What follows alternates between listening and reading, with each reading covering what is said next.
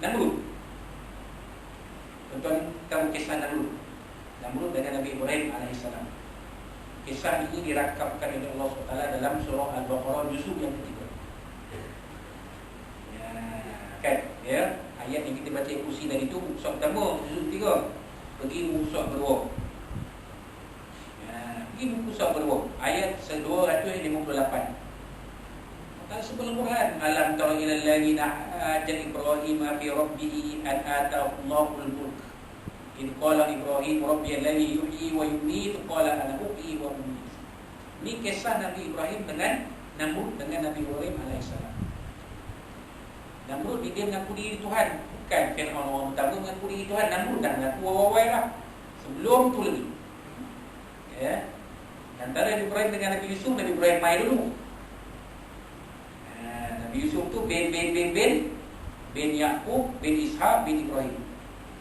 Berapa generasi tu? Jauh zaman dia.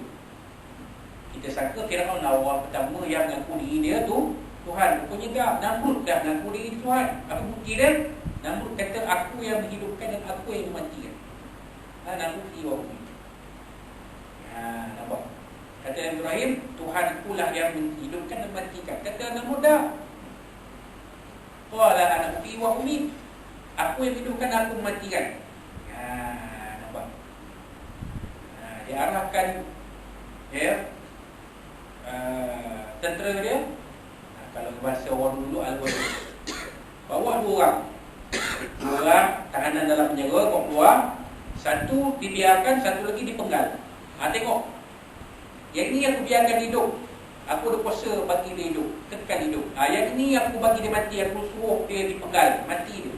Tengok, aku boleh hidup dan aku boleh mati kau. Kata Nabi.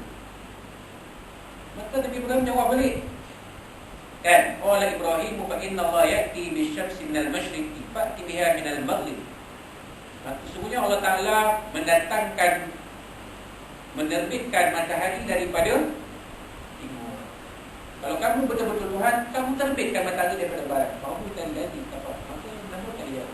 Sebab Namrud bukan Tuhan. Dia tak boleh buat. Yang dia buat benda-benda ini Allah SWT dia. Jadi yang menghidupkan Allah, kita. Yang mematikan Allah, kita. Seorang itu hidup mati adalah dari Allah SWT. Sebab tu, yang tu makna. Ya, kalau dah dipenggal, akal kita fikir pun orang siapa kena penggal kepala tentu mati.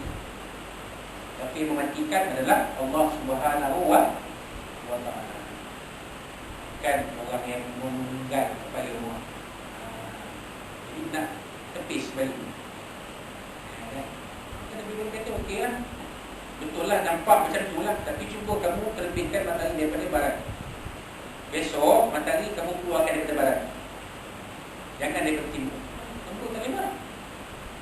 Nampak? Sebab Namrud adalah makhluk. Dia boleh jadi adil, boleh jadi kafir. Dia bukan Tuhan yang sabi. Dia adalah makhluk yang bersifat mungkin. Nampak? Baik. Jadi sebagai akhirnya kita buka satu kupasan nota kaki apa yang ditulis oleh Syekh Hasan Ayub, menyebutkan bukti-bukti serta beberapa kisah yang berkaitan dengan kewujudan Allah SWT dalam kitabnya Al-Tabtid Al-Aqaid Al-Islamiyah. Seperti berikut. Ada kisahnya banyak, tapi kita kupas satu atau dua sajalah dalam masa yang ada ni. Lebih kurang dalam 5 minit. Ketika seorang Arab Badui ditanya tentang dalil kewujudan Allah SWT, dia menjawab, hadis unta menunjukkan adanya unta, kesan-kesan tapak kaki menunjukkan adanya orang yang berjalan, langit bumi buruj di tempat peredaran bulan, bintang dan matahari, bumi bumi jalan-jalan dan laut mengombak. Semuanya adalah bukti adanya Allah yang Maha Pentadbir lagi Maha Pencipta. Jadi Badui pun faham juga. Bukan sekadar kata orang yang macam pandai, orang biasa-biasa pun faham tentang adanya Allah Subhanahu wa Ta'ala. Ya. Sesuatu itu ada bukti, tanda-tanda dia, ada bukti-bukti. Ada je saya. Macam mana tahu ada je saya? Di sini, kereta ada ke tepi tu? Ada tak saya? jumpa kalau parti tadi 2020 tu, dia kena tak sendiri, wajar SM 84 tak ada. Tak ada lah kan.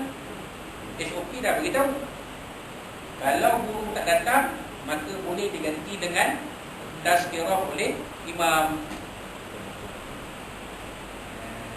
Maknanya majlis ilmu tu boleh disambung semula. Alhamdulillah, kita dah start lah, kemudian kita balik. Tapi dia beritahu masa ni jangan sampai jangan lama, dalam lingkungan 30 minit. Memang betul 30 minit sebab Tuan Imam Hafiz tadi 8.10. Itu 8.10. Betul lah timing. Memang setengah jam. Kalau disuruh di course malam dapat dalam 40, kiraan saya hampir 50 minit. Sebab kita belum pukul 8. Imam lepas semayang fardu, dia wirid pun tak banyak. Sikit dia wirid dia. Patut-patut je. Dia pun katanya dia pun ada hal. Betul tak tu? Kalau tak ada hal tu mungkin panjang lah wirid dia. Habis itu pukul 8. Pukul 8 kebetulan habis 8.40, dekat-dekat 8.50 lah. Waktu azan dah memandang di masjid, kebetulan nak habis. Okey tu. Dan kita sekarang isyak itu 8.46. Saat lagi lebih kurang, kalau tengok jam saya ni ada lebih kurang dalam 3-4 minit lagi. Kalau ikut jam ni surau ada lebih kurang 6 minit lagi. Dapatlah kupas satu kisah lagi, insyaAllah. Yang kedua, ketika seorang lelaki zindik, bila tak mengakui adanya Tuhan. Bukan zaman sekarang ni je ateis. Orang tak percaya Tuhan ni, zaman-zaman dulu pun. Zaman-zaman kegemilangan Islam pun dah ada orang yang tak percaya adanya Tuhan. Dinamakan zindik. Ketika seorang lelaki zindik berhadapan dengan Sayyidina Ja'far As-Sadiq. Siapa dia Sayyidina Ja'far As-Sadiq ni? Cicit Nabi SAW. Sayyidina Ja'far bertanya kepadanya, pernahkah kamu berada di lautan? Ketika dia menjawab, ya. Sayyidina Ja'far bertanya lagi, pernahkah kamu mengalami pengalaman yang mencemaskan? Dia menjawab, ya. Dan menceritakan kapal yang mereka naiki pernah pecah kerana ditiup angin yang kencang dan dipukul ombak yang ganas. Ramai yang mati lemas. Dia sempat berpaut pada beberapa keping papan. Tiba-tiba pautannya terlepas disebabkan ombak besar sehingga membawanya ke tepi pantai. Sayyidina Ja'far berkata, pada awalnya kamu bergantung harap kepada kapal dan anak-anak kapal. Setelah itu kepada beberapa kepingan papan. Setelah semua terlepas, apakah kamu hanya bernyerah diri kepada kematian atau masih berharap untuk selamat? Dia menjawab, sudah pasti aku masih berharap untuk selamat. Ketika itu Sayyidina Ja'far bertanya, daripada siapakah kamu masih menaruh harapan untuk diselamatkan? Dia terdiam. Macam kita lah. Kalau kita ni, contoh saya tak kata sesiapa. Contoh kita positif COVID-19. Pergi hospital orang jemput. Tak boleh pergi sendiri. Pergi hospital orang jemput dengan ambulan. Yang jemput pakai lengkap, siap macam nak pergi negeri bulan. 2-3 orang jemput. Kita kemaslah baju-baju kita yang agak-agak kita nak pakai, ikut orang-orang ni, masuk ke ambulans sampai ke hospital, dimasukkan ke ward yang khas.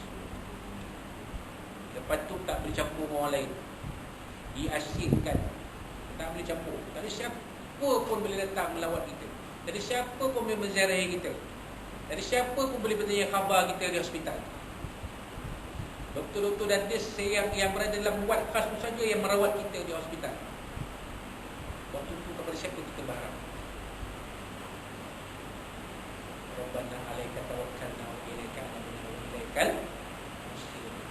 Kepada kamu lah ya Allah kami bertawakal, kepada kamu lah kami berserah, kepada kamu lah tempat kami kembali.